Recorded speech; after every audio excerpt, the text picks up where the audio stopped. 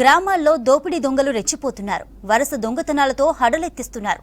జగిత్యాల జిల్లా వెల్గటూరు మండలంలో వరుస చోరీలు జరుగుతున్నాయి. దీంతో అర్ధరాత్రి వేళల్లో గ్రామస్తులే గస్తీ కాస్తున్నారు. 2 రోజులుగా వరుసగా 6 ఇండ్లలో దుండగులు దోపిడీకి పాల్పడ్డారు. గ్రామంలోని కొంతమంది యువకులు కాపలాగా ఉంటున్నారు. కొత్తగా ఎవరు వచ్చినా పట్టుకుని ప్రశ్నిస్తున్నారు. అలా పాసిగామ గ్రామంలో అర్ధరాత్రి ఓ కొత్త వ్యక్తి కనిపించాడు. వెంటనే అతన్ని పట్టుకుని స్తంభానికి కట్టేశారు. ఎక్కడి నుంచి వచ్చావని ఆరా తీశారు. చివరికి పోలీసులకు అప్పగించారు. అయితే అతను మతి స్థిమితం లేని వ్యక్తి అని తెలుసుకుని వారి ఇంట్లో వదిలేశారు పోలీసులు.